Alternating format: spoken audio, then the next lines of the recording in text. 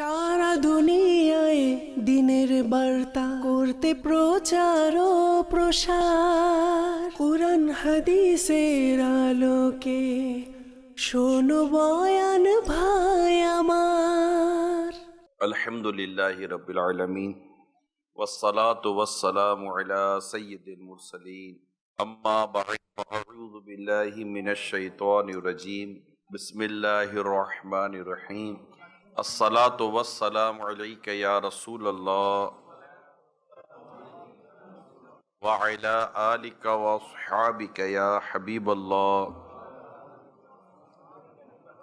আসসালাতু ওয়াসসালামু আলাইকা ইয়া নবিয়াল্লাহ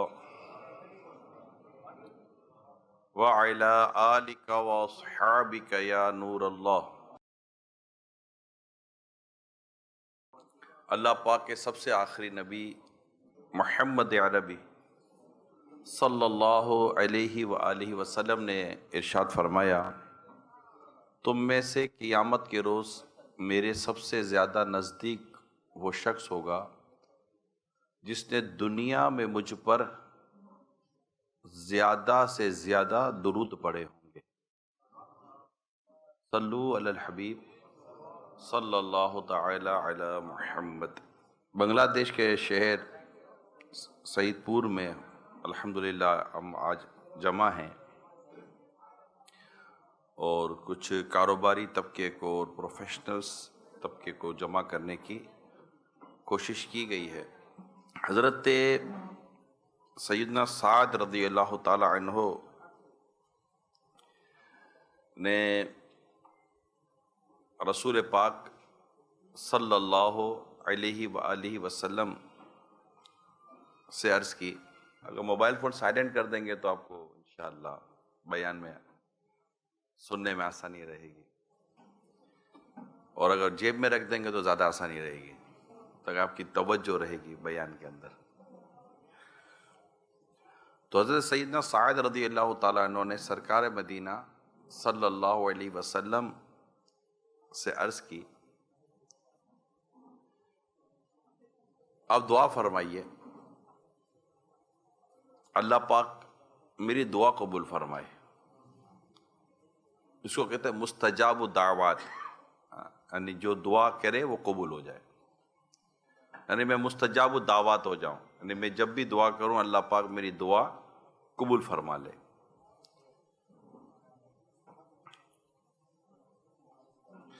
تو آقا مدینہ صلی اللہ علیہ وآلہ وسلم نے ان سے ارشاد فرمایا، اپنے کھانے کو پاکیزہ بناؤ، تمہاری دعائیں قبول ہوا کریں گی۔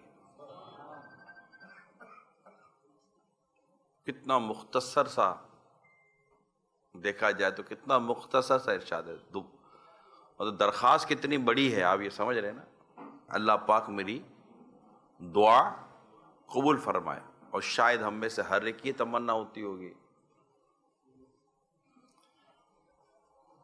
اور کتنی خوبصورت، جامع، مختصر اور بامعنی رسول پاک صلی اللہ علیہ وسلم نے ارشاد فرما دیا، ایک اصول ارشاد فرما دیا، پرنسپل ارشاد فرما دیا۔ وہ پرنسپل کیا ہے؟ اپنے کھانے کو پاکیزہ بناؤ، دعائیں قبول ہوا کریں گی۔ کھانے کو پاکیزہ بناؤ یعنی رزق حلال کماؤ، حلال کماؤ، حلال کھاؤ، حلال پہنو، ہر چیز حلال ہونی چاہیے۔ آقا مدینہ صلی اللہ تعالی علیہ وسلم کا ایک اور فرمان سنیے، فرماتے جس نے خود کو سوال سے بچانے، مانگنے سے بچانے، سوال سے کوشچن مراد، یعنی یہ جیسے ہم کوشچن کرتے ہیں یہ نہیں، سوال سے مراد مانگنا، اس سے مانگ رہا ہے، اس سے مانگ رہے ہیں، اس سے مانگ، یہ دے دو وہ دے دو، ہے مانگنا۔ فرمان آخری نبی صلی اللہ علیہ وسلم ہے، جس نے خود کو سوال سے بچانے اپنے اہل کھانے کے لیے، یعنی کہ اپنے اہل کھانا کے لیے بھاگ دور کرنے اور اپنے پڑوسی پر مہربانی کرنے کے لیے حلال طریقے سے دنیا طلب کی، سوال سے بچنے کے لیے، اپنے گھر والوں کو کھلانے پلانے کے لیے کہ وہ محتاج نہ ہو، اور پڑوسیوں پر مہربانی کرنے کے لیے۔ جس نے حلال طریقے سے دنیا طلب کی تو وہ اللہ پاک سے اس حال میں ملے گا کہ اس کا چہرہ 14ویں رات کے چاند کی طرح روشن ہوگا۔ ایک اور حدیث سنیے، اللہ پاک کے آخری نبی صلی اللہ علیہ وسلم نے فرمایا 4 عادتیں ایسی ہیں جو اگر تم میں ہو تو تمہیں دنیا کی کسی محرومی کا احساس نہیں ہوگا۔ کتنی خوبصورت بات ہے، تمہیں دنیا کی کسی محرومی کا احساس نہیں ہوگا۔ آئے ہائے ہائے، کیا بات ہے میرے مصطفیٰ کریم کی۔ 4 عادتیں ایسی ہیں کہ اگر وہ تم میں ہو تو تمہیں دنیا کی کسی محرومی کا احساس نہیں ہوگا۔ نمبر 1، امانت کی حفاظت کرنا۔ نمبر 2، سچ بولنا۔ نمبر 3، حسن اخلاق۔ اور نمبر 4، حلال کمائی کھانا۔ اگر 4 عادتیں تم میں ہوئی تو تمہیں دنیا کی کسی محرومی کا احساس نہیں ہوگا۔ یعنی کیا نہیں ہے اس میں نا، امانت کا جو ٹاپک ہے نا، یہ چھوٹا نہیں ہے ہمارے یہاں۔ بس امانت یہ بھی ایک امانت کے تصور ہے ہمارے یہاں کہ آپ نے مجھے کوئی چیز امانت کے طور پر دی تو میں اس کی حفاظت کروں، اور جب آپ مجھ سے مانگو تو میں آپ کو واپس کر دوں۔ اس کو بھی امانت کی حفاظت کہتے ہیں، لیکن امانت صرف اس کا نام نہیں ہے، کیونکہ امانت ایک بہت بڑا ٹاپک ہے۔ امانت ایک بہت بڑا ٹاپک ہے، یعنی امانت اتنا بڑا ٹاپک ہے کہ حدیث پاک میں آتا ہے جو امانت دار نہیں اس کا کوئی دین نہیں۔ یعنی امانت اتنا مین ٹاپک ہے۔ امانت صرف اسی کا نام نہیں ہے کہ آپ کو کسی نے پیسے رکھوائے یا کوئی چیز رکھوائی، اپنے بدن کے اعضاء میں بھی امانت ہے۔ آنکھ بھی اللہ پاک نے جو دی ہے نا، اس کی امانت کا حق ادا کرو۔ ہاتھ، پاؤں، حقوق، اچھا اس کے علاوہ اگر منصب ہے، عہدہ ہے، اس میں بھی امانت کا حق ادا کرو۔ تو امانت کا تصور بہت بڑا ہے۔ میرے آقا صلی اللہ علیہ وسلم کے جو ارشادات ہیں، آپ جو بیان فرماتے ہیں، جو آپ کی جو حدیثیں ہیں، ان میں آپ دیکھیں گے کہ بعض اوقات بہت کم جملے ہوتے ہیں، مگر اس کے اندر جو میننگ ہے نا وہ بہت گہری ہوتی ہے۔ اس کو کہتے جوامع الکلیم۔ نبی پاک صلی اللہ علیہ وسلم کو اللہ پاک نے جوامع الکلیم بنایا، یعنی کہ آپ مختصر سی بات میں بہت بڑا معنی بیان فرماتے تھے۔ مثال دیتا ہوں، انما الاعمال بالنیات، یہ حدیث کا کتنا تھا حصہ ہے نا، انما الاعمال بالنیات، بچپن سے سن رہے ہیں حدیث۔ عمل کا دار و مدار نیتوں پر۔ آپ دیکھیے اس ایک روایت کے اندر کتنے معنی چھپے ہوئے ہیں، کتنی گہرائی ہے، اتنی اس کی شرح بیان ہوتی ہیں، اتنی اس کی ایکسپلینیشن بیان ہوتی ہیں کہ نبی پاک صلی اللہ علیہ وسلم نے یہ جو کچھ ارشاد فرمایا یہ اتنا عظیم فرمان ہے۔ تو امانت کی حفاظت کرنا نمبر 1۔ نمبر 2، سچ بولنا۔ سچ بولنا، کیونکہ کاروبار میں یہ بھی ایک بڑا امپورٹنٹ۔ اچھا دیکھیں تو کاروبار پہ بھی امانت کی بڑی امپورٹنس ہے۔ کاروبار میں سچ کی بڑی امپورٹنس ہے، کاروبار میں حسن اخلاق کی بڑی امپورٹنس ہے، اور آخر میں آیا حلال کمائی کھاؤ، امانت ادا کرو، سچ بولو، اچھے اخلاق کا مظاہرہ کرو۔ اچھا وہ اخلاق کی میں آپ کے ساتھ ہے نا 2 چیزیں شیئر کرتا ہوں۔ ایک ہے اسلامی اخلاق اور ایک ہے ایک ہے کاروباری اخلاق۔ یہ تھوڑا سمجھنے کی کوشش کیجیے گا، ناراض نہ ہو تو۔ مثال کے طور پر آپ کی کپڑے کی دکان ہے، کپڑے کی دکان ہے اور آپ کی دکان پر ایک گاہک آتا ہے۔ میں آپ کی دکان پر آیا کپڑا خریدنے کے لیے کہ ذرا کرتا شلوار کا سفید کپڑا دکھائیں۔ آپ کی دکان میں 2 آدمی ہیں، بیٹا وہ ذرا تھان لانا۔ ہاں بیٹا وہ نہیں، وہ ارے بیٹا تم کو پتا ہے وہ نیچے والا تھان بیٹا وہ لے کر۔ شاباش۔ اچھا یہ ارے بیٹا وہ ذرا وہ لیا نا, ہاں بیٹے وہ لیا, بیٹا بیٹا کر کے تھان نکلوا رہے, ٹھیک ہے. اب میرے کو سمجھ آئی نہیں, 10-15 تھان نکلوا لیا, میں نہیں لے رہا بھائی, مجھے نہیں سمجھ, ریٹ سمجھ میں نہیں آیا, کپڑا سمجھ میں نہیں آیا, سیٹ کا موڈ ہو گیا خراب. اب میرے کو تو کچھ سیٹ بولنے سے رہا, میں تو گاہک ہوں. اب جیسے میں جاؤں گا, اوے اٹھا, چل چل اٹھا لگا, اتنی دیر سے مانگ رہا, وہ نہیں دے سکتا تھا, تو وہ نہیں دے سکتا تھا, تو وہ اٹھا کے دے دیتا. یعنی میرے سامنے, یعنی ایک گاہک کے سامنے, ایک ملازم کے ساتھ جو آپ نے اخلاق کا استعمال کیا, یہ اگر اسلامی اخلاق تھا تو میرے بات کیوں نہیں کیا؟ اگر آپ واقعی با اخلاق ہیں, آپ اللہ اور اس کے رسول کے لیے اخلاق استعمال کرتے ہیں, آپ نے ثواب کے لیے اخلاقیات کو اگر استعمال کیا ہے, تو پھر پیچھے سے کیوں ایسے ہیں؟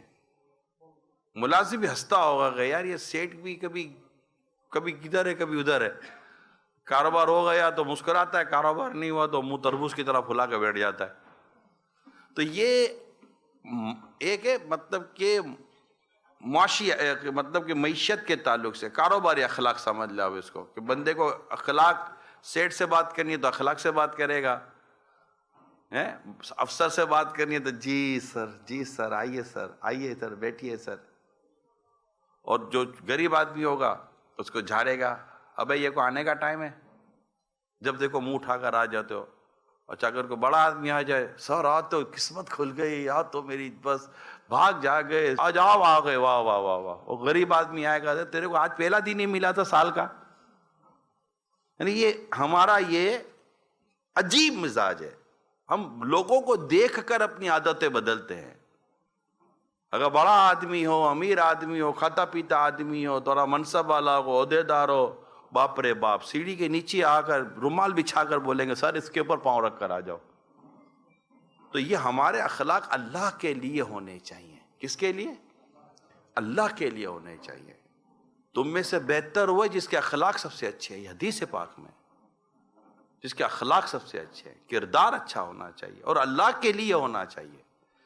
میرے پیارے اسلام بھائی, جب خود اللہ کی رحمت سے اگر جس کے اخلاق اللہ کے لیے ہو جائے نا, وہ چھوٹے بچوں سے بھی اخلاق سے بات کرتا ہے, وہ اپنی اولاد سے بھی اخلاق سے بات کرتا ہے, وہ اپنی بیوی سے بھی اخلاق سے بات کرتا ہے, وہ اپنے ماں باپ سے بھی اخلاق سے بات کرتا ہے, وہ اپنے بھائی بہنوں سے بھی اخلاق سے بات کرتا ہے, اپنے پڑوسیوں سے بھی, کیونکہ اس کی یہ بات سمجھ میں آ گئی ہے کہ یہ وہ عادت ہے جس سے میں اللہ کے پیارے رسول کا قرب پاؤں گا قیامت کے دن. مجھے قیامت کے دن اس عادت سے اللہ پاک کی رضا ملے گی. تو وہ ہر ایک کو سلام کرے گا, ملنساری کرے گا, مسکرائے گا, معاف کرے گا, درگزر سے کام لے گا, نرمی سے کام لے گا. کیوں؟ کہ اس نے اس عادت کو دنیا کے لیے نہیں, اللہ کے لیے عادت کو اپنایا. ایک شخص کے بارے میں نے ایک آرٹیکل پڑھ رہا تھا, اس آرٹیکل میں ایک بات لکھی تھی, ایک جو آرٹیکل لکھنے والے نہیں لکھا, اب اس کا اپنا تجربہ تھا یا سمجھانے کے لیے لکھا, وہ آرٹیکل لکھنے والا جانے, ٹھیک ہے. ایک کالمسٹ کا میں نے کالم پڑھا تھا, اس پورے لمبا کالم تھا. اس کالم کا مطلب کہ خلاصہ یہ ہے کہ وہ کالم لکھنے والا لکھتا ہے کہ ایک شخص سے میں ملتا تھا, اتنے کمال کے اس کے اخلاق تھے, جب بھی ملتا تھا اتنے پیار سے, محبت سے, ادب سے, احترام سے مسکرا کر, آئیے بس آپ کبھی گھر تو آئیں, بس کبھی گھر تو آئیں. اتنے عمدہ طریقے سے ملتا تھا کہ پانی کر دیتا تھا, پانی. میں اتنا متاثر تھا اس آدمی سے. ایک دن میں کہیں جا رہا تھا تو کوئی ٹائم تھا کسی چیز کے لیے, تو ابھی وقت لگنا تھا, تو مجھے وہ آدمی یاد آ گیا کہ یار وہ بیچارہ بلاتا رہتا, چل اسے گھر چلتے ہیں. تو میں اس کے گھر چلا گیا, تو بیل بجائی, تو اس کے بچے نے دروازہ کھولا, تو میں نے کہا بیٹا ابو ہیں؟ تو میرا تعارف ہوگا, تو وہ پہچان گیا مجھے جو اپنی یادداشت کے مطابق عرض کر رہا ہوں, اگر کچھ آگے پیچھے اگر ہو جائے تو. خیر وہ شخص کہتا ہے کہ مجھے بچے نے ڈرائنگ روم میں بٹھا دیا اور کہا بیٹھیے ابو آ رہے ہیں, میں بتاتا ہوں ابو کو. اچھا وہ کہتا ہے میں جیسے ڈرائنگ روم میں بیٹھا, مجھے عجیب و غریب چیخنے کی آواز آنے لگی. ایک آدمی ہے جو اپنی بیوی کو گالیاں دے رہا ہے, ڈانٹ رہا ہے, جھاڑ رہا ہے, یہ کر رہا ہے, وہ کر رہا ہے, طوفان بدتمیزی تھا. اچھا آواز جانی پہچانی تھی. میں بولوں یار یہ وہی آدمی کی آواز تو نہیں ہے جو مجھے ملتا ہے, میں تو اسی کے گھر آیا ہوں. وہ ہے, اس کا بھائی ہے, اس کا باپ ہے, کون ہے؟ اور مجھے سمجھ آئی نہیں.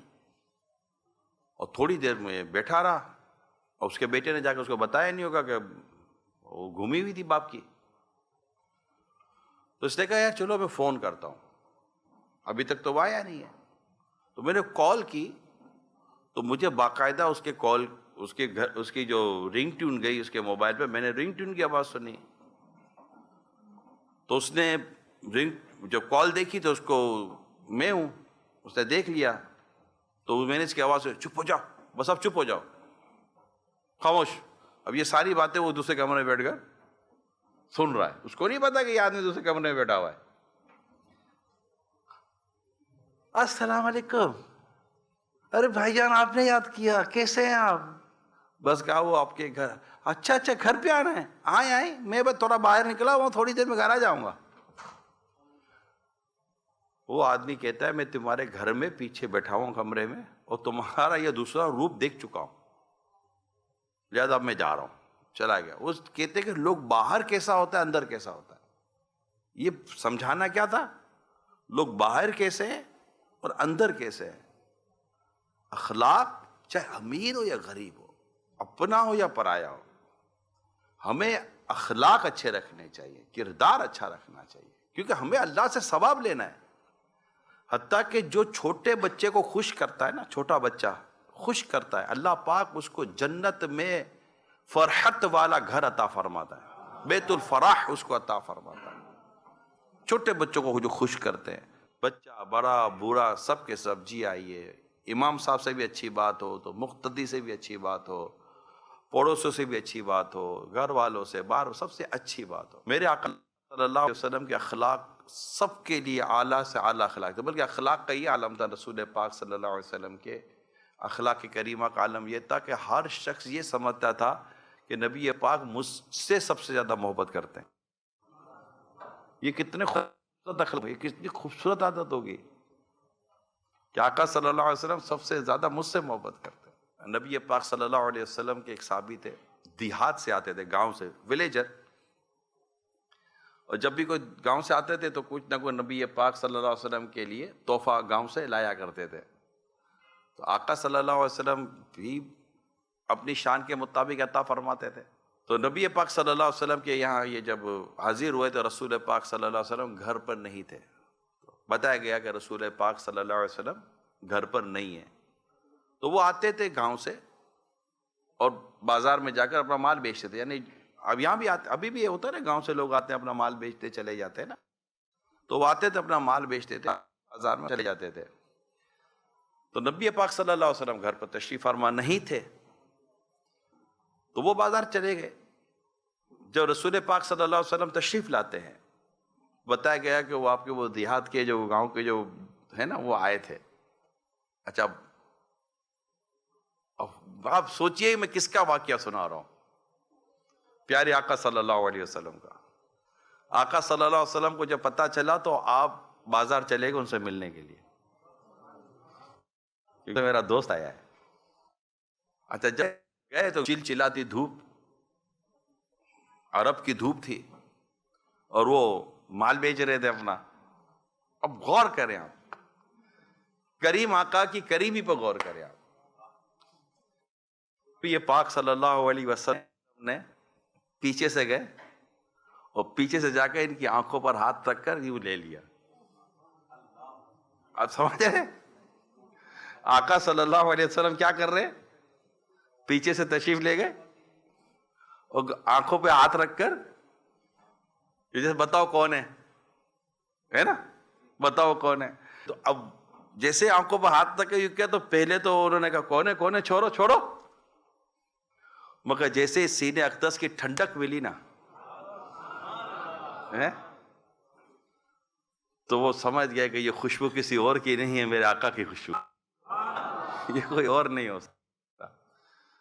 تو وہ فیض لیتے رہے.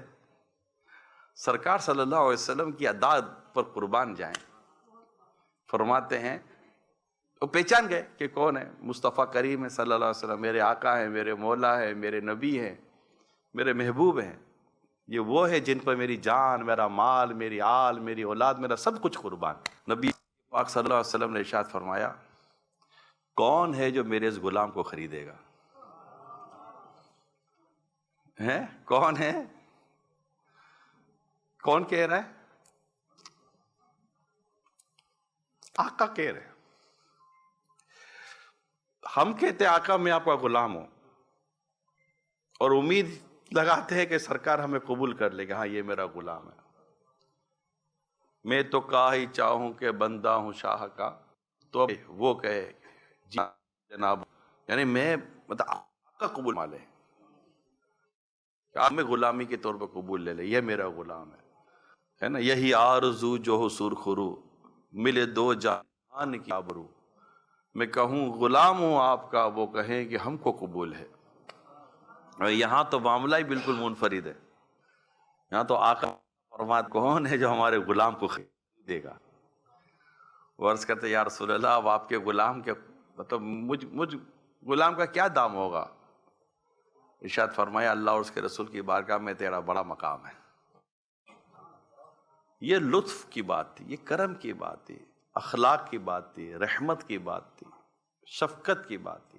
امت کی تعلیم ہے، امت کی تعلیم کہ نبی پاک صلی اللہ علیہ وسلم کس طرح اپنے غلاموں پر شفقت و کریمی کا انداز اختیار فرماتے تھے. بچوں کو اپنے ساتھ بٹھا لیتے تھے.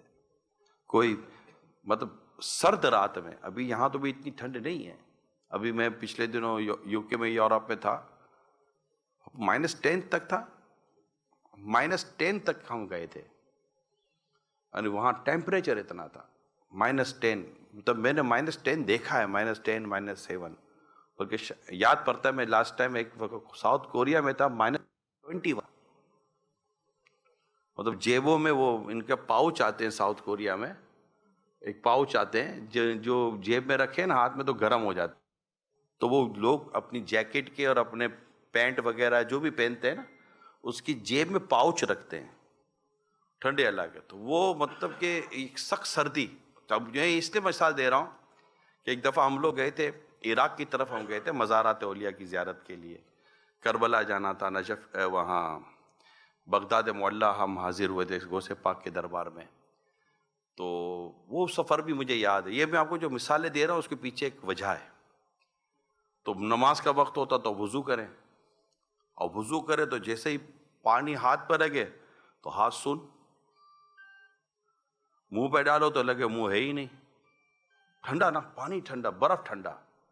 اسی یہی ساؤتھ کوریا کا جو واقعہ تھا، ہمیں مغرب پڑھنی تھی. الحمدللہ مجھے تو وضو کی حاجت نہیں تھی، کہ میرے ساتھ جو اسلام بھائی تھے ان کو وضو کی حاجت تھی.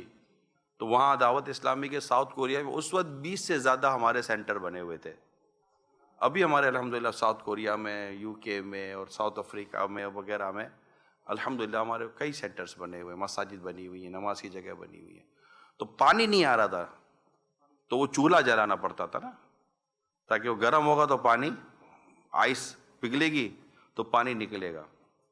تو اتنی ٹھنڈ، اور پھر اس میں جب بندہ وضو کرے تو تھوڑی دیر کے لیے تو آپ کو لگے گا کہ ہاتھ پیر ہے ہی کوئی نہیں. یہ ٹھنڈے پانی کی میں نے کو مثال دی ہے، آپ کی میری مثال ہے بس سمجھنے کے لیے. پیارے آقا صلی اللہ علیہ وسلم کی شفقت دیکھیے اپنی امت پر.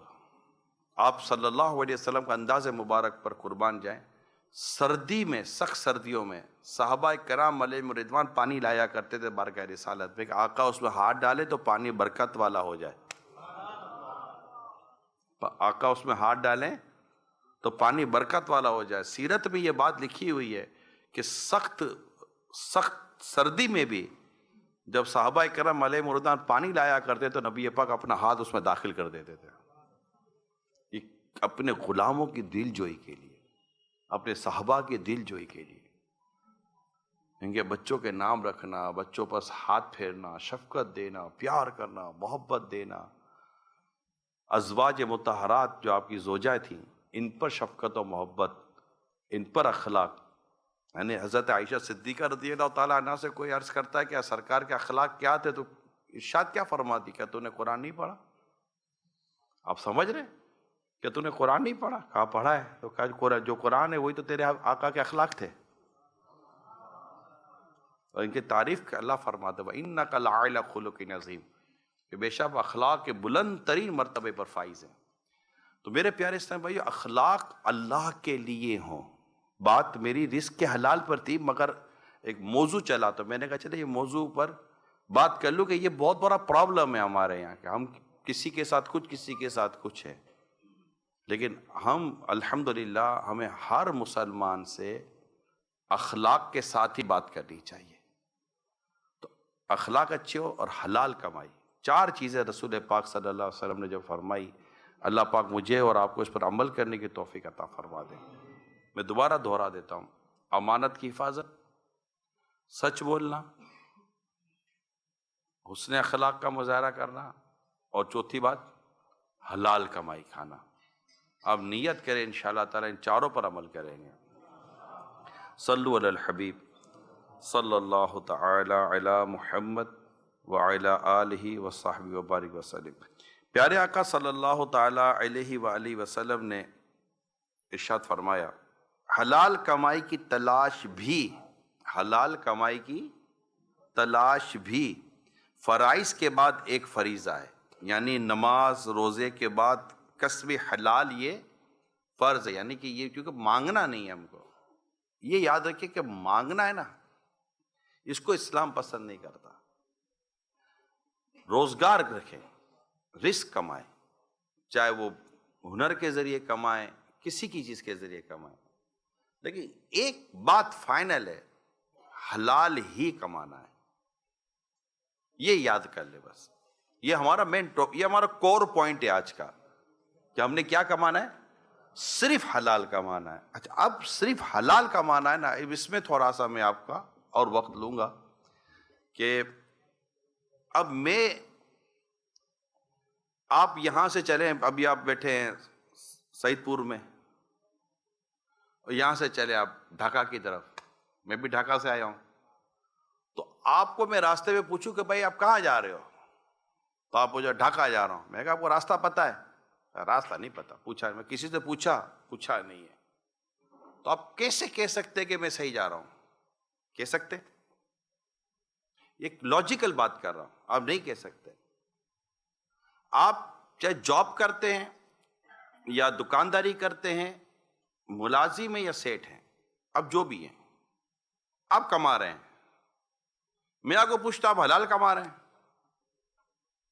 تو آپ کہیں گے ہاں. تو میں پوچھوں گا کہ کیا آپ نے کسی سے پوچھا مفتی صاحب سے کہ میں جو کماتا ہوں یہ حلال ہے؟ آپ کہیں گے نہیں. میجورٹی شاید یہی مجھے کہے گی کہ نہیں، پوچھا تو نہیں ہے بھائی، اپنے کو لگتا ہے کہ حلال ہے، اپنے کو لگتا ہے کہ یہ حلال ہے، جھوٹ تھوڑی کو بولتا ہوں. تو یہ ہم نے اپنے ہی طور پر ڈیسیجن لے لیے کہ میں جو کما رہا ہوں یہ حلال ہے. مگر یہ درست نہیں ہے یہ کہنا، کیونکہ جب تک آپ کسی مفتی سے، اچھے عالم سے اپنے کاروبار کی اسکیننگ نہ کرا لیں، آپ کیسے کہہ سکتے ہیں؟ میں آپ کو پوچھوں یار آپ کے اندر کوئی پرابلم ہے فزیکل؟ تو نہیں. میں کہا ٹیسٹ کرائیں؟ کہا ٹیسٹ ویسٹ نہیں کرائے. میں کہا نکل آیا تو شوگر مگر کیا کرو گے؟ وہ شوگر نکلتا تو کوئی سنگ تھوڑی نکل آتا کہ اس کو شوگر آ گیا ہے.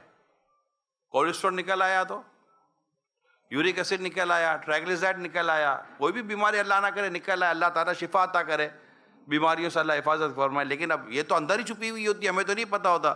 کب پتا چلتا ہے؟ جب ہم ٹیسٹ کراتے ہیں. جب ہم ٹیسٹ کراتے تو ہمیں پتا چلتا ہے کہ ہمارے پر کوئی پرابلم ہے یا نہیں ہے. اپنے کاروبار کو، اپنے روزگار کو ایک مرتبہ مفتی صاحب کی لیبورٹری سے ٹیسٹ کروا لے اور رپورٹ لے لے، تو پتہ تو چلے کہ یہ جو میں کر رہا ہوں، جو میں ڈیل کر رہا ہوں، جو میں کانٹریکٹ کر رہا ہوں، جو میں لین دین کر رہا ہوں، جو میں نوکری کر رہا ہوں، جو میں بروکری کر رہا ہوں، واٹ ایور جو بھی ہمارا وے آف ارننگ ہے، جو کچھ میں کر رہا ہوں، میں چوکی داری کر رہا ہوں، میں ڈرائیورنگ کر رہا ہوں، وہ ڈرائیور ہے، چوکی دار ہے، کوئی بھی ہے، وہ پوچھ تو لے بھائی میں کس چیز کی چوکی داری کر رہا ہوں، میں کس چیز کا کام کر رہا ہوں، کسی کو آنے کے، کسی کو جانے کی، کسی کو روکنے کی، کسی کو بولنے کی. میں باورچی خانہ دیکھتا ہوں، جو بھی کاروبار وے آف ارننگ ہے، جو بھی وے آف ارننگ ہے، آمدنی کا ذریعہ ہے، جسٹ ایک بار، کیونکہ میں اس پر لائیو ہوں، میں صرف یہ سید پور کے اندر بیٹھے مسلمانوں سے بات نہیں کر رہا، کاروباری طبقے سے بات نہیں کر رہا، میں لائیو ہوں. دنیا بھر کے مسلمان اگر دیکھو سن رہے ہیں، میں سب سے یہ ریکویسٹ کروں گا کہ پلیز ایک بار اپنی وے آف ارننگ کو واٹ ایور، لیکن just one time, minimum one time اپنی وے آف ارننگ کو کسی مفتی اسلام اہل سنت کے اچھے پیارے مفتی سے. ہر مسجد کا امام مفتی اور عالم نہیں ہوتا، ہر داڑھی والا مفتی اور عالم نہیں ہوتا، ہر ٹوپی اور امامے والا مفتی اور عالم نہیں ہوتا. یہ یاد ہے کہ ہر کالے کوٹ پہننے والا وکیل نہیں ہوتا، ہر سفید کوٹ پہننے والا ڈاکٹر نہیں ہوتا. گلے میں خالی وہ لٹکا لینے سے بندہ ڈاکٹر نہیں بن جاتا. اس کی اپنی ایک کوالیفیکیشن ہے، اس کی ایک اپنی ماسٹرز ہیں، اس کی اپنی گریجویشن ہے. لہذا جو مفتی ہے وہ مفتی ہے، جو عالم ہے وہ عالم ہے، یہ یاد کر لیں. اب آپ بولے اس کی ہم کو کیسے سمجھ پڑے گی؟ یار دنیا بھر کی سمجھ پڑتی ہے، یہ نہ سمجھ پڑی. کبھی ڈاکٹر کے بجائے کسی وکیل کے پاس چلے گئے تھے آپ؟ 10 آدمی سے پوچھا ڈاکٹر صحیح ہے یا نہیں ہے؟ صحیح ہے. کیسے تم کو صحیح ہے؟ ارے ہم کو فرق پڑا بھائی، تم ڈاکٹر صحیح ہے. ڈاکٹر پتہ چلے گا، ارے یار وکیل صحیح دینا بھائی، کنسٹرکشن کرانی ہے بلڈنگ صحیح دینا، پلمبر بھی صحیح ڈھونڈتے ہیں یار ہم لوگ. تو یہ سب سمجھ پڑتی ہے،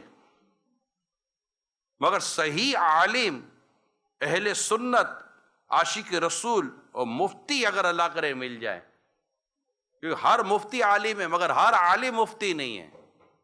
یہ جو چند باتیں میں جو کہہ رہا ہوں اس کو حفظ کر لو، یاد کر لیں آپ. میرے آقا اعلیٰ حضرت امام اہل سنت رحمت اللہ تعالیٰ علیہ نے ایک عام مسلمان کی جو رہنمائی فرمائی ہے نا، وہ سن لیں آپ. عام مسلمان کو ایک شرعی مسئلہ پوچھنا ہے کہ یہ جائز کہ ناجائز، یہ حرام کہ حلال، ایک مفتی سے پوچھنا ہوگا نا. تو اعلیٰ حضرت امام اہل سنت رحمت اللہ تعالیٰ علیہ نے جو رہنمائی فرمائی ہے، جو گائیڈ لائن آپ نے دی ہے کامن مین کے لیے، ایک عام آدمی کے لیے، وہ یہ ہے کہ معتمد اور مستند. یہ 2 لفظ مشکل ہیں تھوڑے سے، معتمد اور مستند، یعنی کہ قابل اعتماد ہو اور واقعی وہ عالم و مفتی ہی ہو. یہ تلاش کرنا عوام کا کام ہے، ہمارا کام ہے. ہر ایک سے نہیں، یہاں تو مطلب گھر کے بڑے بوڑھے کی داڑھی آ جاتی ہے تو فتویٰ دے دیتے ہیں، بیچاروں کو خود اپنی نماز صحیح پڑھنے نہیں آ رہی ہوتی. تو صحیح جس کا میرے مفتی اور عالم کہا، اگر آپ کو لگتا ہے کہاں ڈھونڈوں، ایسا تو ہے نہیں کہ ہے نہیں، لیکن پھر بھی اگر آپ کو کوئی ہے تو دارالفتہ اہل سنت سے رابطہ کر لیں، آن لائن رابطہ کر لیں، ای میل کے ذریعے رابطہ کر لیں. ہمارا اپنا دعوت اسلامی کا باقاعدہ پورا پینل ہے، مفتیان کرام کا، علماء کرام کا، اور الحمدللہ ہزاروں رہنمائیاں ہوتی ہیں، ہزاروں فتوے جاری ہوتے ہیں الحمدللہ. تو ڈھونڈنے یا رابطہ کرنا ہے، آپ کو معلومات لینی ہے، اور آپ کو یہ ذہن بن گیا کہ ہاں یار میرے معلومات لینی ہے، تو پھر آپ کے لیے کوئی شاید اتنا مشکل نہیں ہے. لیکن اب ذہنی نہ بنے تو پھر میں کیا کر سکتا. کہ میں صرف پیسے والوں کے لیے، بڑے لوگوں کے لیے، سیٹھوں کے لیے بات نہیں کر رہا، میں تو ہر ایک کے لیے کر رہا ہوں جس کو بھی وے آف، بلکہ جو جاب اپلائی کر رہا ہے نا، میں کہتا ہوں وہ بھی پوچھو. ایون کہ میں یہاں تک آپ کو کہتا ہوں کہ آپ کو کانٹریکٹ سائن کر رہے ہیں، آپ کو لیٹر سائن کر رہے ہیں، کوئی بینک کا ڈاکیومنٹ سائن کر رہے ہیں، کسی کمپنی کا ڈاکیومنٹ سائن کر رہے ہیں، اس پہ لکھا ہوتا ہے ٹرمز اینڈ کنڈیشن. ایک اوپر ایک ہیڈ لائن دیکھیے نا، ٹرمز اینڈ کنڈیشن، اتنے چھوٹے سی ٹرمز اینڈ کنڈیشن لکھی ہوئی ہوتی ہے، کوئی 25-30 لکھی ہوئی ہوتی ہے، رائٹ، فارم کے اندر لکھی ہوئی ہوتی ہیں. کبھی پڑھیے کہ ہے کیا ٹرمز، نیچے سائن کر دیں. اچھا پیسے مل جائیں گے؟ ہاں مل جائیں گے، سائن کر دیں. گاڑی مل جائے گی؟ ہاں مل جائے گی، سائن کر دیں. ارے خدا کے بندو پڑھو تو صحیح، کس پر سائن کر رہے ہو؟ مطلب اتنی کنفرمیشن ہے کہ میری جائیداد تو نہیں جا رہی نا، میرا کو دولت تو نہیں جا رہی، میرے گھر پہ قبضہ تو نہیں ہو جائے گا؟ نہیں، باقی چلو سائن کر دو. ارے بھائی پڑھو تو صحیح. اور اب انگلش میں لکھا، کہاں سے پڑھے؟ پڑھوا لو بھائی. ایسے کیسے آنکھ بند کر کے سائن کر دیتے ہیں آپ؟ کس چیز پر سائن کر رہے ہیں؟ اچھا جنہوں نے جو لکھا ہے انہوں نے بھی کون سے مفتی سے پوچھ کر لکھوایا ہوا؟ یہ تو کمپنیز ہیں، کمپنیز کے سارے مفتی چلاتے ہیں، ہم مسلمان ہیں۔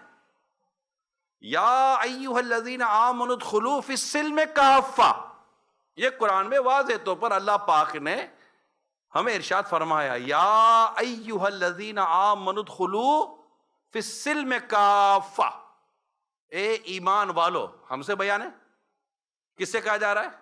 الحمدللہ ہم سے کہا جا رہا ہے، ہم ایمان والے ہیں، ہے نا؟ الحمدللہ کہیں الحمدللہ ہم ایمان والے ہیں۔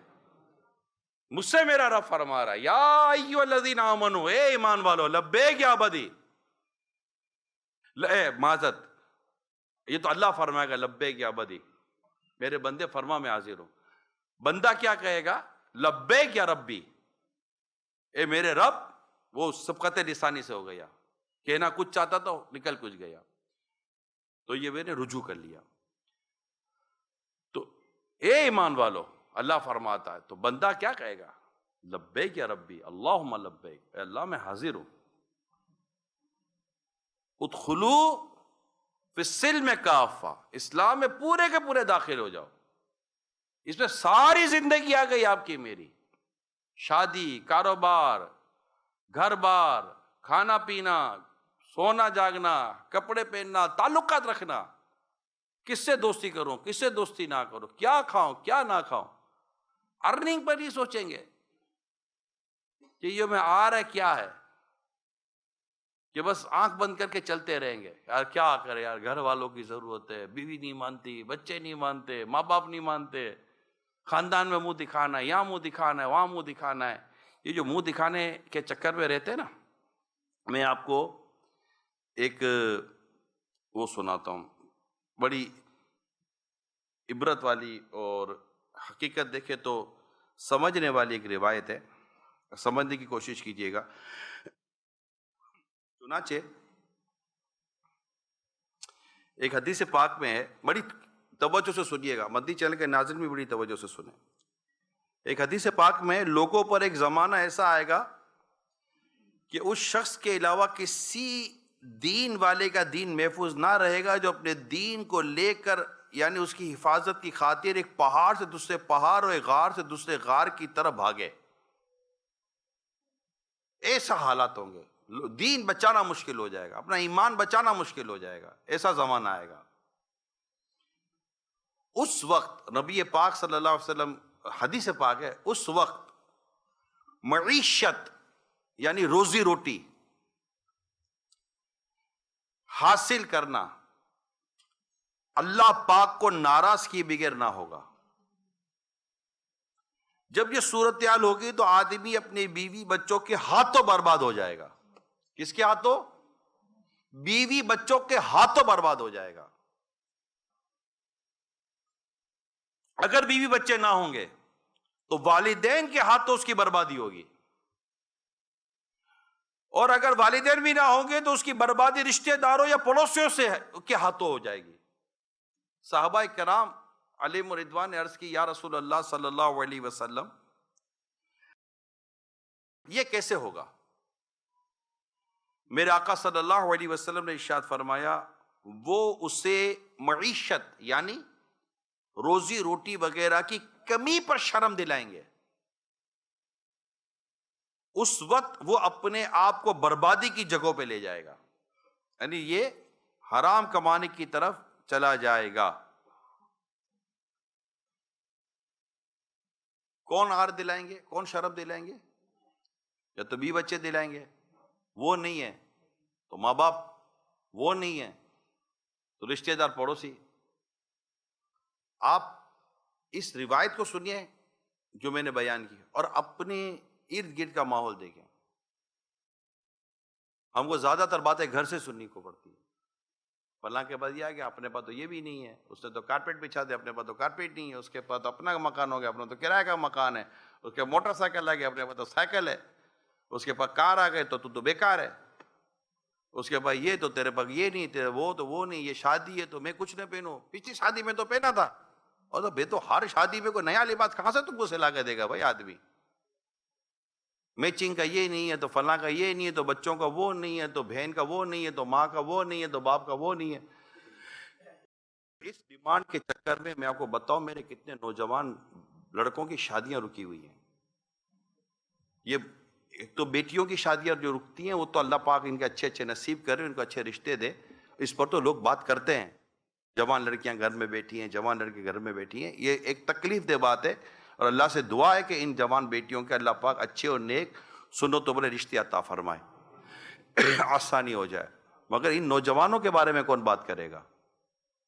پتہ ہے آپ کو یہ نوجوان جو ہمارے ہیں جن کی شادیاں نہیں ہو رہی ہیں, مجھے یہاں کا تو بہت زیادہ پتہ نہیں ہے, لیکن اگر میں کہوں کہ کئی جگہوں کا, میں یہاں اس شہر کا خاص نہیں کہہ سکتا, چونکہ لائیو ہو تو جو بولوں گا تو کہیں نہ کہیں تو جائے لگ ہی جاتا ہے تیر. تو ہے معاملہ ہی ایسا عجیب ہے. یعنی کہ میں ایک نوجوان کے ساتھ بیٹھا, میں پروگرام ریکارڈ کروا رہا تھا, وہ نوجوان کہنے لگا میں کیسے شادی کروں, میں کیسے شادی کروں, میری 30,000, شاید اس کی 30,000 سیلری تھی, میری 30,000 کی سیلری ہے, اب میں شادی کروں تو میری ماں کہتی ہے کہ شادی میں تو مجھے کیا دے گا, ابو کو کیا دے گا, تیری بہن کو کیا دے گا, بہن کے سسرال والوں کو کیا دے گا, بھائی کو کیا دے گا, بہن کے بچوں کو کیا دے گا. ارے میں سب کو دوں گا تو میں شادی کب کروں گا, میری ارننگ اتنی ہے ہی نہیں. اب مجھے آپ کا نہیں پتا یہاں بھی ایسا ہے کہ نہیں ہے نا؟ ہاں آپ بتاؤ, ادھر بھی ہے. اور نوجوان اس وجہ, اب نوجوان کی سیلری کتنی, 20,000 25,000, اچھا کرتا ہوگا تو 30-40,000. حالانکہ یہ کوئی بہت بڑا شہر تو نہیں ہے, جیسے ڈھاکہ شہر ہے, تو بہت بڑا شہر تو نہیں ہے یہ, لیکن پھر بھی یہاں کی شادی بھی لاکھوں سے کم میں تو یہاں بھی نہیں ہوتی ہوگی, 2-5-10,000 میں تو شادی نہیں ہو جاتی ہوگی نا, لاکھوں میں تو یہاں بھی شادی ہوگی. یہ لاکھوں روپے لائے کدھر سے لڑکا؟ باپ بولے کہ تو کما اور تو شادی کر, بولا میں کماؤں میں شادی کروں, جب میں کماؤں تو آپ بولو کہ ہم کو بھی دے, ماں کو 2 جوڑے دے, باپ بہن کو دین. اگر اللہ نے دیا ہے تو دے, میں منع کیا کرتا, یہ نہیں کہتا کہ نہیں دینا چاہیے. اگر اللہ نے دیا ہے, کھاتا پیتا ہے, ٹھیک ہے, ماں کو بھی راضی کرے, بہن کو بھی راضی کرے, اور بھی مطلب کہ جس کو صلہ رحمی کے نیت سے, رشتہ داروں کے حسن سلوک کی نیت سے اگر کوئی دیتا ہے, اپنی خوشی سے دے, تو اس کا تو الگ ہے. لیکن یہاں تو کنڈیشن ہی یہی ہے. پوچھا جائے گا, بہن ناراض ہو جائے گی, اچھا بہن تو راضی ہو گئی تو بہن کی ساس ناراض ہو جائے گی. اب کچھ بولنا, ارے بہن کی ساس, تیرے کو کیا پرابلم ہے, تجھے جو چاہیے تیرے بیٹے سے لینا, بہو کے بھائی سے لینے کا کیا تک بنتا ہے یار؟ معاف کر دے بھائی, ان سے غلطی ہو گئی کہ تم کو لڑکی دے دی بھائی, ان سے بھول ہو گئی ہے. ان کو کیا پتا تھا کہ تم زندگی بھر مانگتے پھرتے ہو یار. شادی سے پہلے اپنا ہی کھاتے تھے, اپنا ہی پیتے تھے, سسرال والوں کو معاف کر دو یار. لڑکی والے کو چاہیے لڑکے والوں کو معاف کرو, لڑکے والوں کو چاہیے لڑکی والوں کو معاف کرے. یہ دونوں کہیں نہ کہیں الگ ہی چل رہے ہوتے ہیں. ہر جگہ نہ لڑکی والے غلط ہیں, نہ ہر جگہ لڑکے والے غلط ہیں, نہ ہر جگہ لڑکی والے صحیح ہیں, نہ ہر جگہ لڑکے والے صحیح ہیں. یہ بھی بتا دو میں, یعنی کہ عجیب وہ غریب کہانی ہے, اور یہ دینا پڑتا ہے, نہیں دو تو نہیں ہوتا. اب یہ نوجوان اب شادی کرنی ہے, خدا نہ کرتا شادی نہیں کرتا تو گناہوں میں مبتلا ہوتا ہے, پھر بدکاریاں برتی ہیں, کنواری لڑکیاں مائیں بنتی ہیں, بچیوں کی شادیاں مشکل ہو گئی ہیں. لڑکی کی شادی کرنی ہے, اب باپ پریشان, ماں کوس رہی ہے الگ, بچے تھے کمانے, تم کو کمانا چاہیے تھا, کچھ 4 اور کام کر رہے تھے. ارے بھائی کدھر کو کیا کرے, 4 کام کہاں سے کرے؟ ایک کام کے اندر بیچارہ بڈھا ہو گیا, کمر ٹیڑھی ہو گئی, 8 گھنٹے 10 گھنٹے زیادہ کیا کام کرے گا؟ اللہ تعالیٰ نے جتنا رزق دیا ہے اتنا ہی رزق لے گا نا. تو ہمیں چاہیے کہ اس رزق کے اندر اللہ پاک کا شکر ادا کریں. کسی کے محل کو دیکھ کر اپنا جھونپڑا کو تھوڑی کو جلاتا ہے یار. اور یہ آج کل یہ ایسا ہے, ورنہ امام غزالی رحمۃ اللہ تعالیٰ علیہ تو لکھتے ہیں کہ ایک زمانہ ایسا تھا کہ جب آدمی گھر سے کاروبار کے لیے, روزگار کے لیے نکلتا تھا تو اس کی بیوی بچیاں اس کو کہتی تھی کہ ہمارے معاملے میں اللہ سے ڈرنا, حرام نہ کمانا, ہم بھوک برداشت کر سکیں گی مگر جہنم کا عذاب برداشت نہیں کر سکیں گی. اب وہ کہاں سے لائیں ایسے گھر یار, کہاں سے لائیں؟ لڑکا شادی کرتا ہے, دیکھتا ہے کہ ملے گا کیا, کہ نہ لڑکیاں بیچاری گھروں پہ بیٹھے ہیں, لڑکے گھروں پہ بیٹھے ہوئے ہیں, شادیاں نہیں ہو رہی ہیں، لڑکوں کی عمریں 25-25 30-30 سال کی ہو گئی، لڑکیوں کی عمریں 25-25 30-30 سال کی ہو گئی ہے. وہاں نوجوان لڑکے کی طاقت نہیں ہے، وہاں لڑکی کے باپ کی طاقت نہیں ہے. ارے معاشرے میں رہنے والوں میری بات سنو، چاہے بنگلہ دیش میں رہتے ہیں، انگلستان میں رہتے ہیں، دنیا کے کسی ملک میں، یا آپ ہندوستان میں رہتے ہیں، آپ دنیا کے کسی ملک میں بھی رہتے ہیں، میں تو فی الحال اپنے مسلمان کمیونٹی سے بات کر رہا ہوں. خدا کا خوف کریں. میری درخواست ہے آپ سے، شادی آسان کر دو یار، مہربانی کرو یار، آپ کو اللہ اس کا اجر دے گا. یہ عام آدمی سے نہیں ہوتا. جو کرتے دھرتے لوگ ہیں نا، کرتے دھرتے لوگ ہیں. میں ایک سیٹ کو جانتا ہوں، چاہے تو وہ کروڑ روپے شادی پہ خرچ کر دے،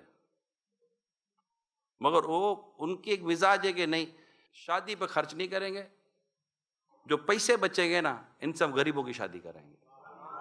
میں جانتا ہوں، اسٹارٹ لینے والے لوگ ہیں، لوگوں نے لیے اسٹارٹ. ایک ایک ڈش پر انہوں نے اپنی بچیوں کی شادیاں کی ہیں، صرف 1 ڈش. کھلا سکتے تھے 50-50 ڈشیں، لیکن نہیں، ایک ڈش، ایک پلاؤ کھلا دیں گے، بریانی کھلا دیں گے، بریانی میٹھا چاول کھلا دیں گے. دعوت کرنی ہوتی ہے. لیکن اب یار اتنی مہنگی شادیاں، اتنے مہنگے کپڑے، اتنی مہنگی چیزیں، یہ سب دو. لڑکے کو موٹر سائیکل دو تو بولا کہ یہ اتنی سی موٹر سائیکل دے دے. ارے تو تیری اوقات سائیکل کی بھی نہیں تھی، یہ تو بیٹی کے صدقے تجھے مل گیا. تو موٹر سائیکل، آپ اپنی موٹر سائیکل خود لو یار. نہیں لے سکتے تو پھر اپنے گھر کے باہر بورڈ لگا دو، گروم فور سیل. اب بورڈ لگاؤ نا کہ میں بکنے کے لیے تیار ہوں. اور چونکہ میں نے میڈیکل کری اس لیے میرا ریٹ یہ ہے، میں نے MBBS کیا تو میرا ریٹ یہ ہے، میں نے MBA کیا میرا ریٹ یہ ہے، میں فلاں پروفیشنل جاب کرتا میرا ریٹ یہ ہے. آپ پھر ڈرتے کیوں؟ پھر چھاتی ٹھوک کر بولو کہ میں بکنے کے لیے تیار ہوں، میرا ریٹ لگاؤ.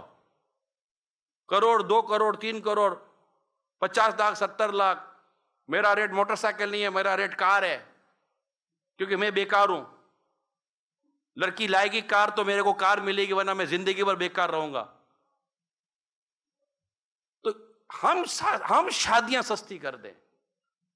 آپ کو میں بتاؤں، اسلام کی خوبصورتی دیکھیے، لڑکی والوں پر خرچہ ہی کوئی نہیں ہے، اور یہاں لڑکی والوں پر ہی خرچہ ہے.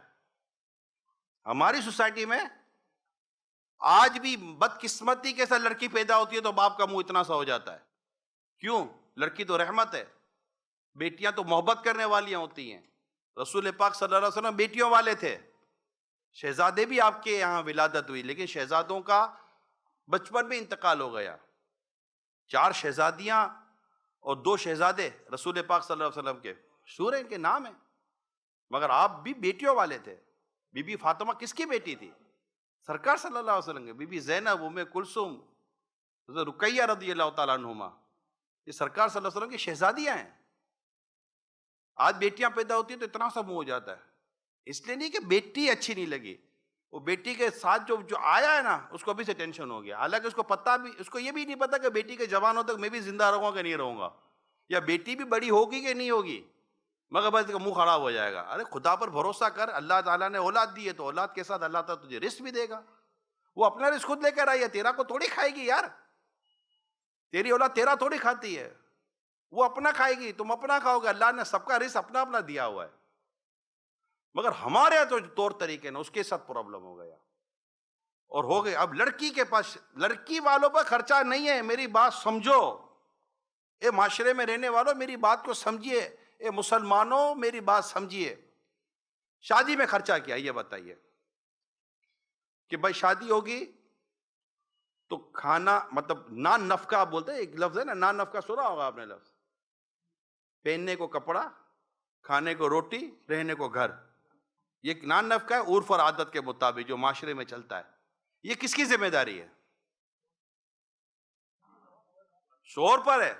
نان نفقہ کس پر واجب؟ مہر کس کو دینا ہے؟ ولیمہ کس کو کرنا ہے؟ لڑکی والے پہ خرچہ کیا ہے؟ وہ آوے کھانا کھاوے لڑکی. اب وہ بیٹی دے دی، اب کیا دے تمہارے، وہ جان دے وے، بیٹی دے دی. ہر تھوڑے دنوں کے بعد کوئی فرمائش، ہر دونوں کے بعد تھوڑی خواہش، تمہارا باپ حج کر کے آیا، ہمارے لیے کیا لایا؟ زمزم لایا، پیو۔ بھائی زمزم و کھجور سے زیادہ بڑا تبرک کیا لائے گا؟ زمزم وہی ہوتا ہے، تب مدینے کی کھجور لایا تو وہ بولے اور کیا لایا؟ اب کھجور کھانا بھائی، مدینے کی، مدینے زمزم پیو نا چم چم کر، کہ زمزم پیو، یہ زمزم اس لیے ہے جس لیے اس کو پیے کوئی، اسی زمزم میں جنت ہے، اسی زمزم میں کوثر ہے، کہ جو زمزم شریف پی کر دعا کرے اللہ پاک اس کی دعا قبول فرماتا ہے۔ اور کیا لایا ہے؟ کیا دے بتاؤ؟ کہ بیچارہ یہاں سے خریدتا ہے جانماز، یہاں سے خریدتا ہے تسبیحاں، یہاں سے خریدتا ہے کوئی لیڈیز سوٹ، اچھا گھڑی نہیں لایا؟ گھڑی لڑکے کا بھائی شوہر کا، اب شوہر کا بھائی کو بھی گھڑی دو، دیور کو الگ دو تو جیٹ کو الگ دو، سسر تو بیچارہ بوڑھا آدمی تھا، اس کے لیے کچھ نہیں لائے، کیا لاوے اس کے لیے؟ اور پورا گھر ہی، راشن بھی سے لے لو نا بھیا۔ اچھا کئی یہ مکس چل رہا ہے کہ لڑکی والے دباتے لڑکے والوں کو، کہ لڑکے والے دباتے لڑکی والوں کو۔ آسان کریں، مہر آسان کریں، لینا دینا آسان۔ سرکار صلی اللہ علیہ وسلم فرماتے ہیں کہ برکت والی شادی وہ ہے جس میں بوجھ کم ہو، یعنی دونوں طرف سے قرضہ نہ لیا جائے، دونوں طرف وزن نہ ہو، دیں۔ اگر میری بات سمجھیے تاکہ کسی کو غلط فہمی نہ ہو، جہیز لعنت نہیں ہے، جہیز لعنت ہے۔ جہیز رسول پاک صلی اللہ علیہ وسلم نے اپنی شہزادی کو جہیز دیا تھا نا، ایسا نہیں ہے۔ دیکھیں جو ہمارے معاشرے میں جو جہیز کا نام سے جو لیے چل رہے ہیں نا، یہ جو رشوتوں کے نام پر چل رہا ہے، ظلم کے نام پر چل رہا ہے، زیادتی کے نام پر، بھائی ایک باپ ہے اپنی بیٹی کو پورا شہر اٹھا کر دے سکتا ہے، دے دینے دو، کوئی منع نہیں ہے۔ اور کون سا باپ ہے جو اپنی بیٹی کو خالی ہاتھ بیچتا ہے یار؟ میں اپنے نوجوانوں سے کہتا ہوں، میں پہلے بھی کہہ چکا ہوں مدنی چینل پر کئی دفعہ کہہ چکا ہوں، یہ سب اتفاقاً یہ موضوع بن گیا نہ، میں کہیں اور جا رہا تھا۔ میں اپنے نوجوانوں سے کہتا ہوں دنیا بھر کے، کہ آپ بس ایک جگہ آ کر سٹینڈ لے لو کہ میں شادی اپنے پاؤں پہ کروں گا، بس میں الحمدللہ میں اپنا گھر خود چلاؤں گا، مجھے نہیں چاہیے، مجھے بس لڑکی، بس جو لڑکی والے کو، بیٹی کے ماں باپ کو جو دینا وہ دے دیں، ان کی مرضی ہے، نہ دیں ان کی مرضی ہے، میری ذمہ داری، میں نے نکاح کر لیا، اب یہ عورت میری ذمہ داری ہوگی۔ اب یہ مطلب ڈیلیوری پر الگ، تو حج پر الگ، تو عمرے پر الگ، تو علاج پر الگ، تو فلاں پر الگ، تو یہ الگ۔ خودداری پیدا کرو میرے نوجوانوں، خودداری پیدا کرو کہ نہیں لینا یار، نہیں لینا۔ اب جو عرف، عادت، رسم و رواج جو شریعت کے خلاف نہیں ہے، وہ جو لینا دینا ہوتا ہے ڈیفینیٹ، وہ اس پہ کون منع کرتا ہے آپ کو؟ مگر وہ سب جو راضی خوشی سے ہو رہا ہے، اس پہ کئی پریشر نہیں ہے، بوجھ نہیں ہے، نہ لڑکے کے ماں باپ شرمندہ ہو رہے ہیں، نہ لڑکی کے ماں باپ شرمندہ ہو رہے ہیں۔ بات سمجھ رہے ہیں؟ اتنی خوبصورت اگر شادی ہو جائے تو یار مجھے بتاؤ کہ محبتیں کتنی بڑھیں گی اور معاشرہ کیسا ہو جائے گا۔ اب شادی سستی کر دے۔ اب نوجوان کی بات وہی میں دوبارہ ریپیٹ کرتا ہوں، یہ چلتے چلتے میں لڑکیوں کی طرف چلا گیا نا، میری بہنوں کی طرف، میری بچیوں کی طرف چلا گیا۔ بچیاں بیچاری گھروں میں بیٹھی ہوئی ہیں، اب جس کی 3 4 4 بچیاں ہیں، باپ کیا کرے گا؟ شادیاں سستی کر دیں، میرے نوجوانوں کے لیے شادیاں سستی کر دیں۔ بیٹا تو شادی کر لے، میں مثال دے رہا ہوں، مشورہ دے رہا ہوں۔ ماں باپ ابھی جو مجھے سن رہے ہیں، میرے پاس ریکویسٹ ہیں، میرے پاس پوسٹیں ہیں، میرے پاس ریکویسٹ چاہیے کہ اس پر بات کرو۔ ہماری عمریں بڑی ہو گئی ہیں، ہمارے ماں باپ ہماری شادیاں نہیں کروا رہے، اور میں باقاعدہ ان کی بات کو لے کر ان کی نمائندگی کر رہا ہوں آج میں مدنی چینل پر اور یہاں بیٹھ کے۔ مجھے اتفاق ہے کہ مجھے یہ موضوع یاد آ گیا اور میں لے رہا ہوں، چل پڑا ٹاپک تو چل پڑا، ٹھیک ہے، بیٹھے ہوئے ہم سن ہی رہے ہیں۔ تو میرے نوجوانوں کے لیے شادیاں بھی سستی کر دیں یہ بیٹے، اور میں، آپ ماں باپ ہو یار، آپ کو اتنی نہیں اندازہ ہوتا کہ ابھی اس کی عمر اتنی ہو گئی، اس کی شادی ہو جانی چاہیے۔ ابھی بھی کہتے تیری عمر ہی کیا ہے؟ ارے بھائی اس کی عمر ہو چکی ہے شادی کی، بولو بیٹا تم کر لو۔ اب شادی بھی کیا کرنا ہے یار؟ مطلب اگر آپ غور کریں، مجبوری ہے، اس کے پاس پوزیشن نہیں ہے، مگر وہ شادی کر سکتا ہے۔ وہ اپنے بیوی جو آئے گی اس کو 1 2 3 ٹائم کا کھانا کھلا دے گا، اس کو پہننے کپڑے دے دے گا، گھر بھی دے دے گا، آپ کے گھر کے اندر ہی کہیں کمرہ مل جائے گا، یا کرایہ کا بھی گھر لے لے گا، چھوٹا موٹا بھی چل جائے گا انشاءاللہ تعالی، گھر چلا لے گا۔ لیکن آپ اس کو تھوڑا فری ہینڈ تو دو کہ بیٹا تجھے ہماری فکر نہیں کرنی ہے، جو ایک شرعن ولیمہ ہو جائے وہ ولیمہ کر لینا، جو شرعن مہر ہے وہ مہر دے دے بیٹا، شریعت و دین کے تقاضے پورے کر لے، ہماری دعائیں تیرے ساتھ ہیں، 500 کو دعوت نہ دے بیٹا، ہم یہ جو تجھے کرنا تو کر، باپ کہہ دے بیٹا میری پوزیشن نہیں ہے، لیکن پوزیشن نہیں ہے تو بیٹے کی جو پوزیشن ہے اس کے مطابق کمپرومائز تو کریں آپ۔ پھر دیکھیں میرے نوجوانوں کی شادیاں ہوتی ہے کہ نہیں ہوتی، ایک طرف بیٹی کا کام آسان کر دیں، دوسری طرف میرے نوجوان لڑکے کو ریلیز کر دیں۔ یہ کون کرے گا یار؟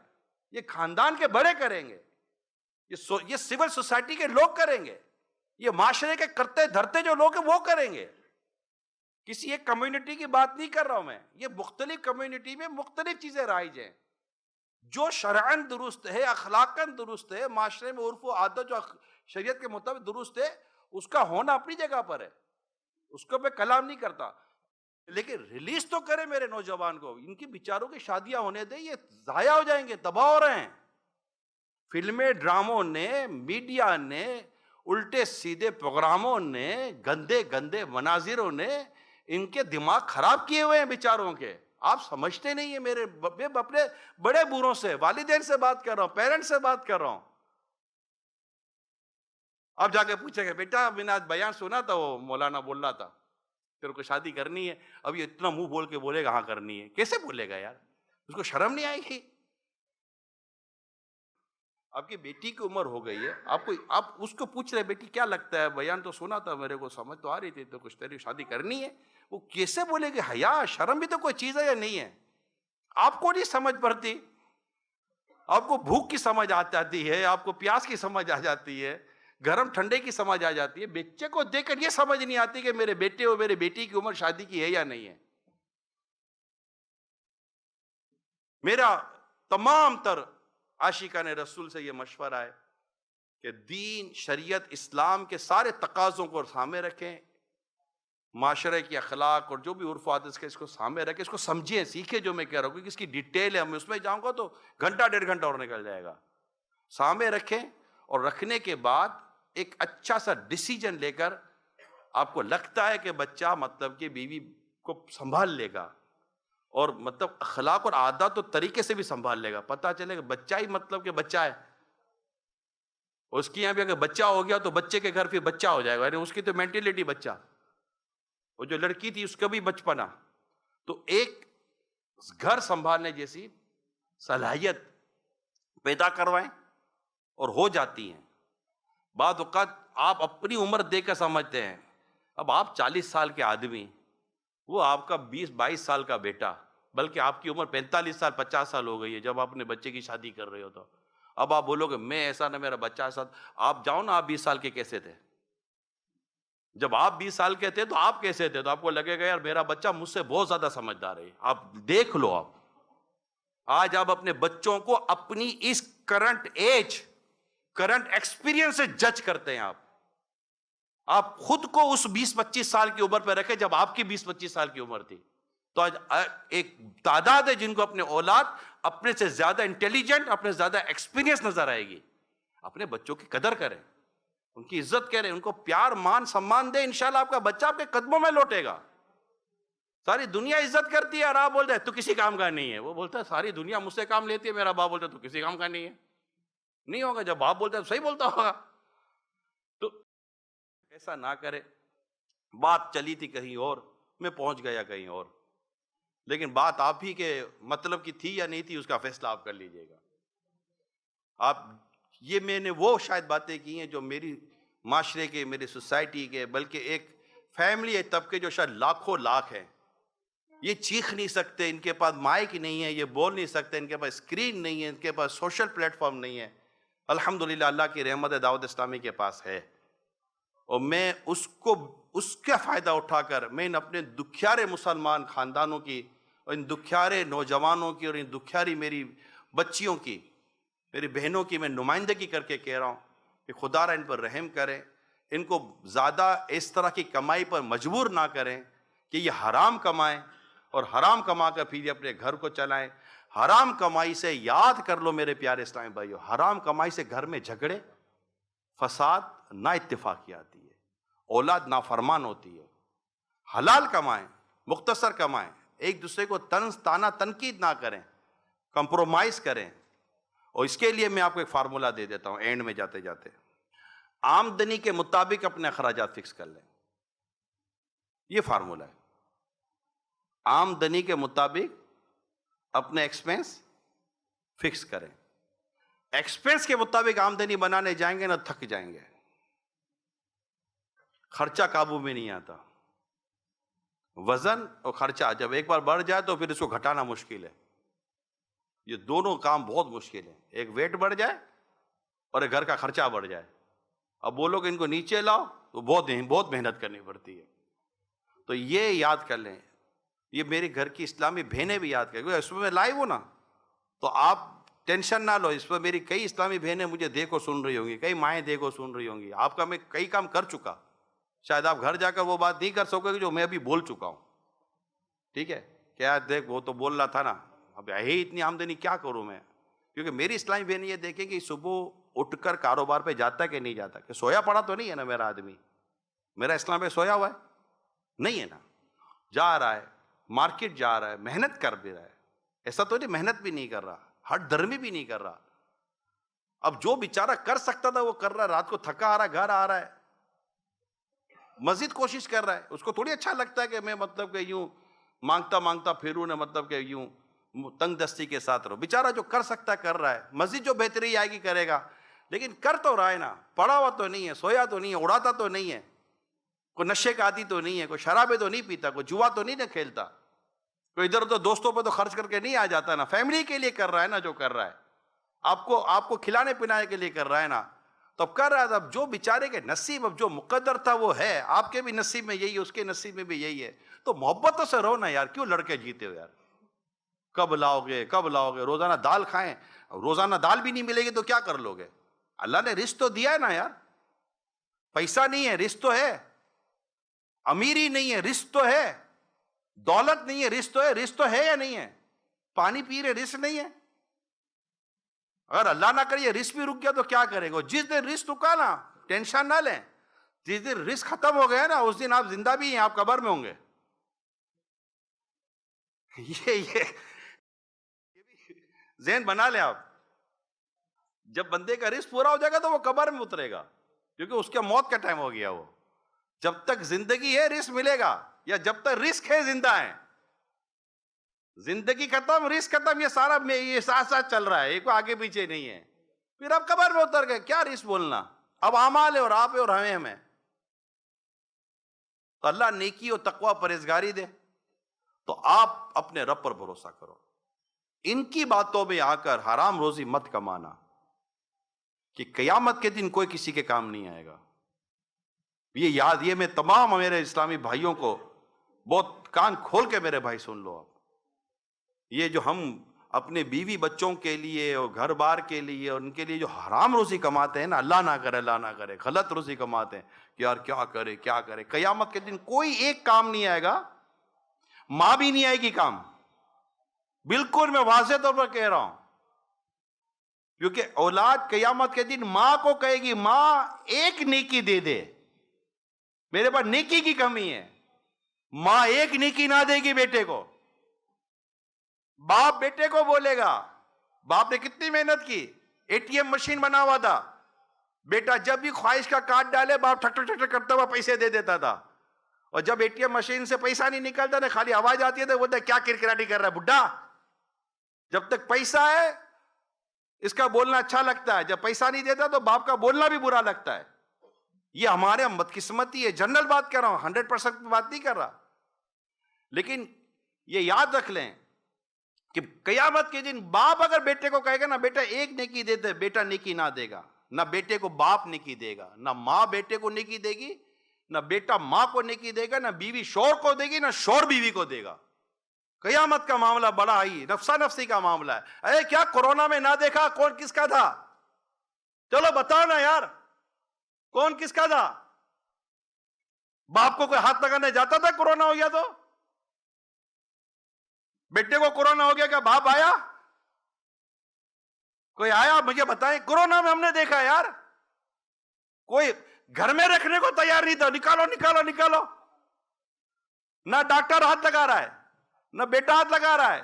اتنی محبت کرنے والی ماں بھی ہاتھ نہیں لگا رہی کہ میرے کو لگ جائے گا. کس وجہ سے ہاتھ نہیں لگا رہے تھے؟ میرے کو لگ جائے گا میرے کو لگ جائے گا. یہ ہم نے اپنی جیتے جی دیکھ لیا یار. اب کیا دیکھنا رہ گیا ہے؟ یہ دعا دو دعوت اسلامی والوں کو کہ جہاں ماں بیٹے باپ ایک دوسرے کو نہیں پوچھتے تھے وہاں یہ دعوت اسلامی والوں نے ہمارے مردوں کو کفن و دفن دیا ہے. یہ اللہ کی رحمت ہے. دعوت دنیا بھر میں دیا ہے, دنیا بھر میں. اور لوگ پریشان ہوتے تھے کہ یہ دعوت اسلامی والوں بھائی دیا ان کا جذبہ تھا. ان کو پتا تھا کہ یار اب انتقال کر کے کیا لگے گا. ایک سائنسی تحقیق میڈیکلی تحقیق لیکن کیا ہمارے اسلامی بھائیوں نے کفن بھی دیا ہے, غسل بھی دیا ہے, تدفین بھی کی ہے. اور اس وقت رشتہ دار بھی نہیں آئے, ہمیں پتا ہے.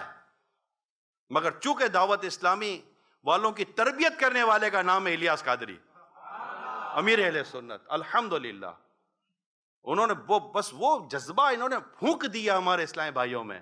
وہ نظر کر دیے کہ بھئی یہ ان کو اس بات کی پرواہ شاید نہیں رہی تھی کہ ہمارا کیا بنے گا. ان کو یہ پتا تھا کہ مسلمان کے لیے فرض کفایہ ہے, ہم کفن دفن کے ساتھ ہی اس کو قبر میں اتاریں گے.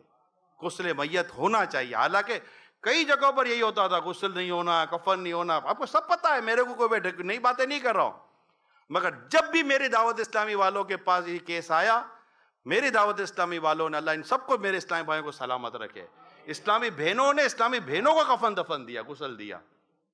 یہ بتا دوں, یہ خود مجھے پتا ہے, ہمارے یہاں بھی یہی ہوا ہے کہ کووڈ سے انتقال ہوا اور غسل دینے کے لیے ہماری اسلامی بہنیں آئی ہیں. کووڈ سے انتقال ہوا, غسل دینے کے لیے ہمارے اسلامی بھائی آئے ہیں. فیملی ممبر کمرے میں جانے کے لیے تیار نہیں ہے. یہ یاد رکھیے گا, یہ دعوت اسلامی کے ان مبلغین کا, اسلامی بھائیوں کا ہم پر احسان ہے. ہم پر احسان ہے کہ جہاں نہ ماں باپ بیٹا کوئی نہیں کھڑا ہوا, وہاں اگر کوئی کھڑا ہوا تو الیاس قادری کا یہ غلام کھڑا رہا تھا, امیر اہل سنت کا یہ سچا عاشق کھڑا رہا. کیونکہ امیر اہل سنت نے, پیارے امیر سنت نے اپنے اسلامی بھائیوں کے دلوں میں, دعوت اسلامی کے دلوں میں ایسا عشق رسول ڈالا ہے کہ ان کو امت سے محبت ہو گئی ہے. اور اسلام و دین کی تعلق سے بہت سیریس ہیں دعوت اسلامی والے. الحمدللہ کر کے دکھایا. اب اللہ ایسا پھر کبھی ہمیں نہ دکھائے. مگر دیکھیے کتنی حساسیت ہم نے دیکھی. قیامت کے دن کون کس کے ساتھ کھڑا ہوگا یار؟ ہم ان کے لیے کمائیں کہ جو قیامت کے دن کام نہیں. ہاں قیامت کے دن جو کام آئے گی ذات, وہ کون ہے؟ اعلیٰ حضرت فرماتے ان کے سوا رضا کوئی حامی نہیں جہاں گزرا کرے پسر پہ پدر کو خبر نہ ہو. کہ مصطفیٰ کریم صلی اللہ علیہ وسلم وہ ہیں جو قیامت کے دن ہمارے حامی ہیں. وہ اللہ کے حضور حاضر ہوں گے, سجدہ کریں گے اور ہمیں بخشوائیں گے انشاءاللہ, ہمیں جنت دلائیں گے انشاءاللہ. تو جینا ہے تو مصطفیٰ کے لیے جیو, ان کی محبت میں جیو, ان کے پیار میں جیو, ان کے دین کی خدمت کرتے ہوئے جیو. اللہ عمل کرنے کی توفیق عطا فرمائے. آمین بجاہ خاتم نبیین صلی اللہ علیہ وسلم. الحمدللہ رب العالمین والصلاة والسلام علی سید المرسلین. یا رب کریم یا ارحم الراحمین, جزا اللہ عنا محمدا ما هو اہلہ. اللہم ربنا آتنا فی الدنیا حسنہ وفی الآخرۃ حسنہ وقنا عذاب النار. اللہم اغفر وارحم وانت خیر الراحمین. یا اللہ ہم سب کے گناہوں کو معاف فرما. یا اللہ اسلامی بھائیوں کا آنا لانا بیٹھنا سننا سنانا مولا سب اپنی رحمت سے قبول فرما لے. یا اللہ ہمارے گناہوں کو بخش دے, گناہوں کو نیکیوں سے بدل دے, گناہوں کی عادتوں سے جان چھڑا دے. یا اللہ ہمیں حلال حلال اور صرف حلال روزی ہی عطا فرمانا. حرام کے لقموں سے بچا, حرام کے روزی سے بچا, حرام کے لباس سے بچا, حرام غذاؤں سے بچا, حرام کاموں سے بچا. یا اللہ ہمیں تیری پسند کا بندہ بنا دے, ایمان سلامت رکھ, جان سلامت رکھ، دین سلامت رکھ، ایمان سلامت رکھ، عزت آبرو بھی سلامت رکھ، دنیا میں بھی اللہ عزت آبرو کی حفاظت فرما، قبر و حشر میں بھی اللہ عزت اور آبرو کی حفاظت فرما۔ یا رب کریم ہمارے ماں باپ کی مغفرت کر، ساری امت کی مغفرت فرما، ہمارے بیوی بچوں کی بخشش فرما دے۔ یا اللہ جو بیمار ہیں ان کو صحت دے، تندرستی عطا فرما، جو قرض دار ہیں ان کے قرضے اتر جائیں، بے روزگاروں کو رزق حلال آسان و طیب عطا فرما۔ یا اللہ ہمارے جو شادیوں میں جو رکاوٹیں ہیں، نکاح میں جو رکاوٹیں ہیں، گھر آباد کرنے میں جو رکاوٹیں ہیں، یا اللہ اپنی رحمت سے رکاوٹوں کو دور کر دے، آسانی عطا فرما دے، کرم فرما دے۔ یا رب کریم جو جادو ٹونے آسیب کا شکار ہے نجات عطا فرما۔ یا اللہ جو بد نگاہی کا شکار ہے، بد نظری کا شکار ہے، ان کو بھی اللہ اسے نجات عطا فرما۔ یا اللہ حاسدین کے حسد، ظالموں کے ظلم و شریروں کے شر سے ہماری حفاظت فرما۔ دنیا بھر کے مسلمانوں پر لطف و کرم فرما، ہمارے بنگلہ دیش میں بسنے والے تمام عاشقان رسول پر اللہ لطف و کرم فرما دے۔ یا اللہ اس شہر میں، شہر کے آس پاس میں جتنے بھی عاشقان رسول رہتے ہیں اللہ سب کے گھروں پر رحمت نازل فرما۔ مدنی چینل پر جو دعا میں شامل ہے سب کی نیک اور جائز حاجتوں پر رحمت کی نظر فرما۔ اللہ نیا سال شروع ہو گیا ہے، اللہ اسی سال حج کی سعادت دے، ہر سال حج کی سعادت دے، بار بار میٹھا میٹھا مدینہ دکھا دے اللہ۔ یا اللہ بلا حساب جنت میں داخلہ ہم تمام حاضرین و مدنی چینل کے ناظرین جتنے بھی ہم عاشقان رسول جمع ہیں بلا حساب جنت میں داخلہ ہم سب کا مقدر کر دے اللہ۔ کہتے رہتے ہیں دعا کے واسطے بندے تیرے، کر دے پوری آرزو ہر بے کس و مجبور کی۔ ان اللہ و ملائکتہ یصلون علی النبی یا ایہا الذین آمنوا صلوا علیہ وسلموا تسلیما۔ صلی اللہ علی النبی الامی وآلہ صلی اللہ علیہ وسلم۔ صلاۃ و سلام علیک یا سیدی یا رسول اللہ۔ سبحان ربک رب العزت عما یصفون وسلام علی المرسلین والحمد للہ رب العالمین۔ لا الہ الا اللہ محمد رسول اللہ۔ نبی سلام علیکہ یا رسول سلام علیکہ یا حبیب سلام علیکہ صلوات اللہ علیکہ طلع البدر علینا من ثنیۃ الوداع وجب الشکر علینا ما دعا للہ داعی یا حبیبی یا رسول اللہ یا نبی سلام علیکہ یا رسول سلام علیکہ یا حبیب سلام علیکہ صلوات اللہ علیکہ۔ حشر میں سرکار آنا، میرے عیبوں کو چھپانا، اپنے قدموں سے لگانا، ساتھ جنت میں بسانا۔ یا حبیبی یا رسول اللہ یا نبی سلام علیکہ یا رسول سلام علیکہ یا حبیب سلام علیکہ صلوات اللہ علیکہ۔ مصطفیٰ جان رحمت پہ لاکھوں سلام، شمع بز میں ہدایت پہ لاکھوں سلام، غوث اعظم امام التقی والنقی جلوائے شان قدرت پہ لاکھوں سلام، ڈال دی قلب میں عظمت مصطفیٰ سیدی اعلیٰ حضرت پہلا فیض سے جن کے لاکھوں نمازی بنے فیض سے جن کے لاکھوں امام میں سجے اس امیر اہل سنت پہ لاکھوں سلام مصطفیٰ جان رحمت پہ لاکھوں سلام شمع بز میں ہدایت پہ لاکھوں سلام সারা দুনিয়ায় দিনের বার্তা করতে প্রচার ও প্রসার কুরআন হাদিসের আলোকে শোনো বয়ান ভাই আমার